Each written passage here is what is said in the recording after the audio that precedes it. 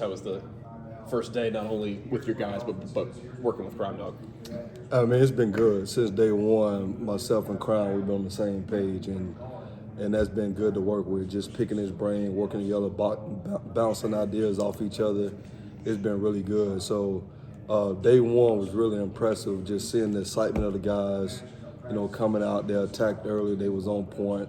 For it to be day one with a lot of installs going on, they actually performed like a veteran group, which was very impressive when we watched the tape. Zac, is what you guys are going to be teaching this spring a lot different than you taught previously? Well, not really teaching a lot of things different from a scheme standpoint, because football is football in terms of coverages and things that you do. The one thing we're trying to just emphasize is just to creating good habits, right? Trying to stack days, trying to make sure that we don't make the same mistakes twice, just trying to establish some discipline standpoint, and putting guys in position, stacking guys in position to see who's going to compete. I mean, that's the biggest thing is that I'm excited to see his guys step up and really been impressive off day one with, Marquise Gilbert and Jalen Simpson. Those guys have been really impressive on day one. But they're coming in the building a lot more. They're coming upstairs a lot more, and they're eager to learn because they all in a position to compete. You mentioned Simp. We saw him yesterday at safety. I guess just kind of what is the plan for him in terms of position? He obviously finished the year at safety because of injuries. Played corner most of the year. You kind of do both. What's y'all's plan for him? I think Simp have found himself a home. I think he's an elite player that, if you're handling everything that goes on with football and off the field, he can be a Sunday player. Just seeing his range, his athleticism, his ability to play man-to-man in the slot, the things that he can do, he can tackle well. So, his upside of that position is through the roof. If he embraces it and study the game like he should, I think he'll be a Sunday pick. What do you think made him so successful last year when he had to be in? I think both DK and Zion got hurt. What made him so successful throwing in those last few games? Well, I think the one thing, anytime you change position, is always a little anxiety on, what's my role? I think the biggest thing is he had already had some experience coming in, playing as a true freshman, and then really just growing into that role, because for him it was just a veteran move for him. The biggest thing is buy-in. He bought into what the team needed him in that position, and he took it and ran with him, and you can see that as the season went on, he got better and better, and now I think he found himself at home that he can come out every day and control the defense, because he was a quarterback in high school, and now he's coming in a position where he has to make the checks on the back end, which way we're rotating, who's getting lined up, where the guy's going. So I think it just made him be more comfortable in being able to take control of the defense. Zion Bucket, 230 pounds, 5'10". That's pretty big for a safety. How's he looking so far? Well, really, he knows what he has to do. I think from surgeries and injuries and things like that, but he still moved fairly well with the way that he's carrying. But we call him Teach Tape 10. He does everything perfect in terms of teach tape. So, but he had an impressive day. He does everything right from a technique standpoint. He's really the vocal guy. Everybody in the room, when they have a question, they go to Zion, because he actually studied the game. So he knows his ability, he knows his range, his football IQ is through the roof. So he's able to put himself in position at that size to be able to get everybody lined up and be in the right position every time. And you mentioned Caden Bridges, I believe. He's added 20 pounds in the offseason. How's he moving with that extra weight? He's moving pretty good. The strength staff out there did a phenomenal job with these guys, because every day I ask them, how do you feel? If they feel like they can carry their weight, I don't see it as overweight, but you worry about matchup issues at times. But those guys, man, I think they understand their bodies. They know how to move. They know how to put themselves in position to be able to cover guys and understand where the strength is on the coverage, where's my weaknesses at, where can I get beat, where I cannot get beat. So they're just smart football players that understand the leverage of the game. So for them, I haven't seen it yet. Obviously when the pads go on, how do they carry it with the pads on? But yesterday I thought they moved around really well. Zac, who all's, I know you like to work everybody in as many spots as possible, but who all's getting the bulk of the work there again? Right now, actually, I'm creating a little competition with Keontae Scott running with the ones, and then obviously DK is behind them. I don't see them as they 1A, 1B, and then been trading Caleb Wood in there this spring just in terms of to get the depth right, but he has position flexibility. I mean, they all can play. Caleb can play safety, obviously DK can play safety, and then obviously Keontae can go out and play corner.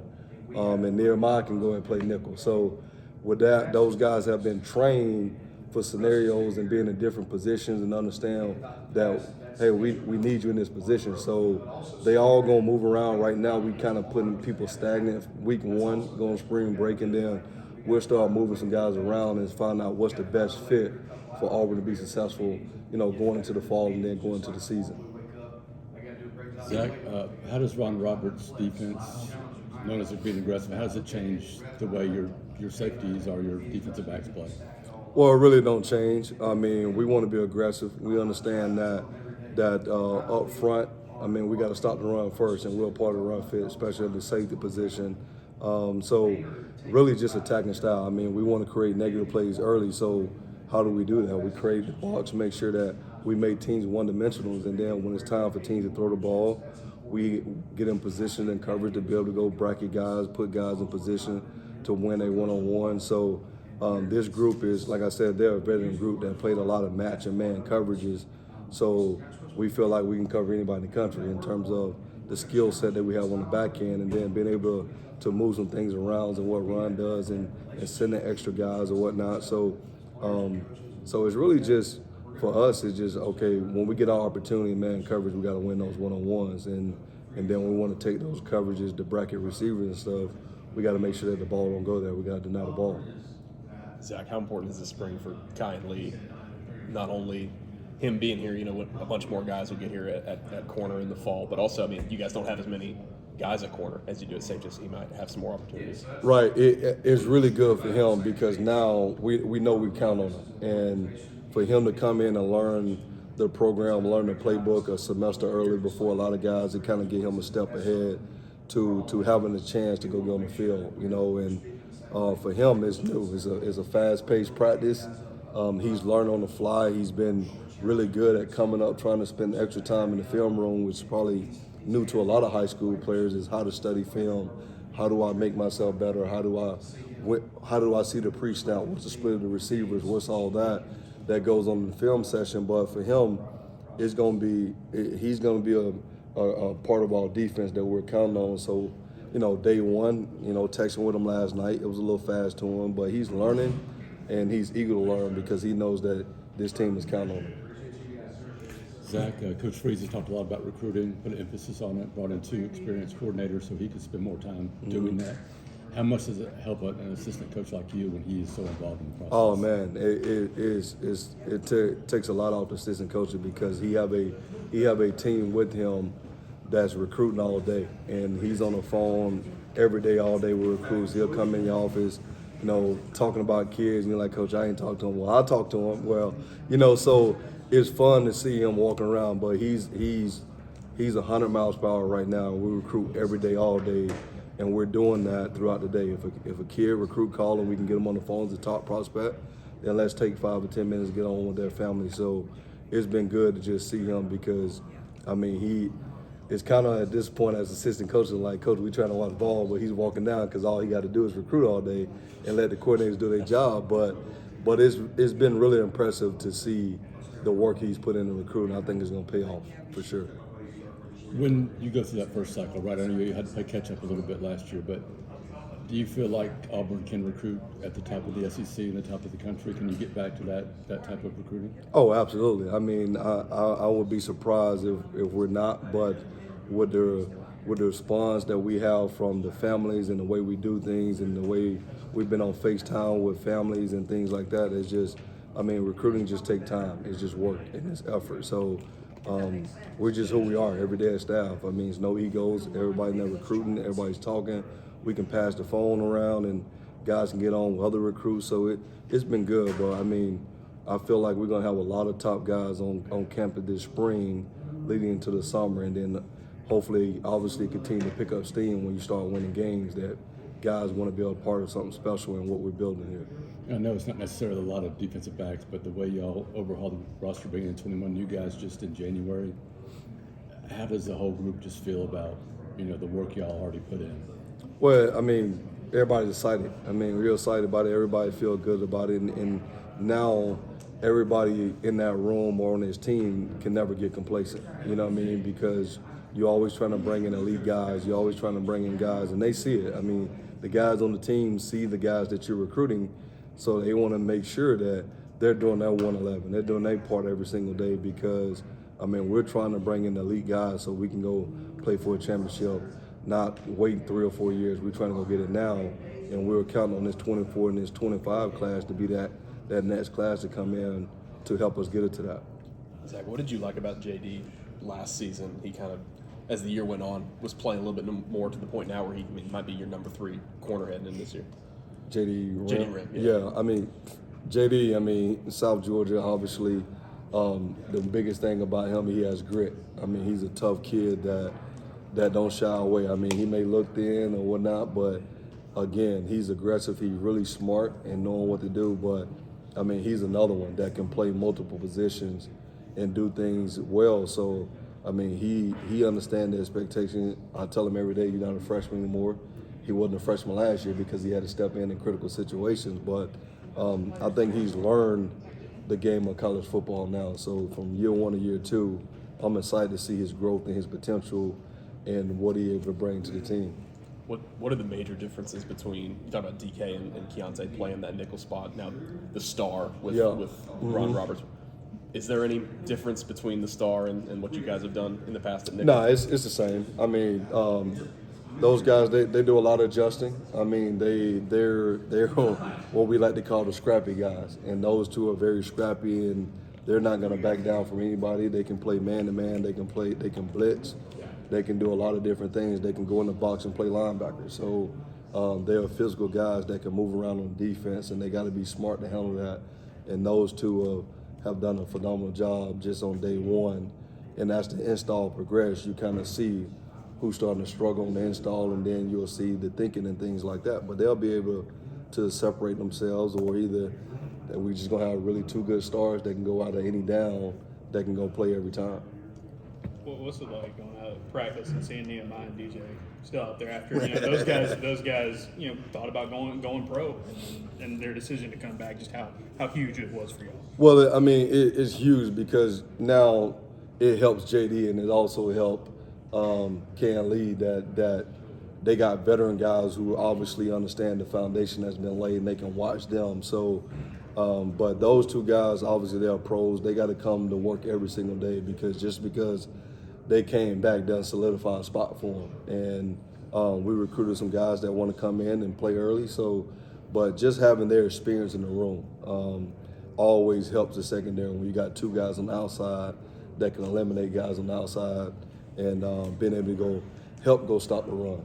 If they can win their one-on-ones, hopefully they can do that. They chose to come back not only to help us win a championship and finish where they started, but both of those guys are trying to get a degree, before they leave. So that's the most important piece is them trying to get a degree. But their veteran presence and how they show up every day and how they come in the film room is important for those young guys. So just saying them. I mean, obviously the biggest thing is both of them is getting strong in the weight room. And I think they have attacked the weight room very well. And then how would that progress through the spring and the summer for them to be effective in the fall? You talked about it a little bit earlier, but what's it like just working with Crime and having a room that you split with him now? Man, I tell you what, I mean, it ain't a day go by that you ain't gonna get a great laugh with Coach Crime. You know what I mean? You guys know that, but I mean, he keeps the tension out the room and his sayings and everything. But I mean, just for us to get in the room and just talk ball and like how you play this, how you coach this, how you would teach this, what's your eye progression, just going through that and saying, hey, I've done it this way before, but what is your way, Zach? How do you see, can I teach this? Okay, you had tapes from last season that you have done that these guys have played. what film that you have. I mean, just us. Hey, Crown, what do you have from Florida? What do you have from Louisville that I can use? Just us being able to work together and bounce ideas off each other. I mean, we haven't skipped a beat. I mean, we have no ego, man, and it's been really fun to work with him because we're picking each other's brain, and I'm learning probably more, and he's learning some too, just in terms of what it is. But it's exciting to come and work every day and work with the guy that What's your single favorite crime saying? Like, what's your favorite one he always goes back to? No question, top shelf, baby. Zac is someone who practiced across the street and coached across the street. Anything different about coaching over here? Oh man, I mean, the kids are spoiled. You know, I mean that's the thing that you see. But I mean, it's exciting to see that they get to walk into a facility and see the progression and things that Auburn has done over the years and what it continue to do in terms of to help develop the student athletes, right? And they can't take this for granted. I mean, every time you walk into this building, they should be grateful and thankful for the opportunity for the guys that laid their foundation before, and not only that, but you know, I'll support the boosters and things that they have been able to pour into the program to give them this opportunity. So, but I mean, just walking over here, walking around, I mean, we feel a little isolated. We talk about it all the time that we don't get to see everybody. Is really that, but now these guys come in as two levels. They can go downstairs and they can just walk upstairs and they're in your office. So now it creates that bond that you can spend a lot of time with the players because they don't have to go up 4 flights of stairs to get to a coach's office and things like that. So it's been good. So I'm excited to come in every day and have those guys come up every day, and they hang out in my office more than I do now because we always in the defense staff meeting. So, and they appreciate that. So it's been fun. It's been really good.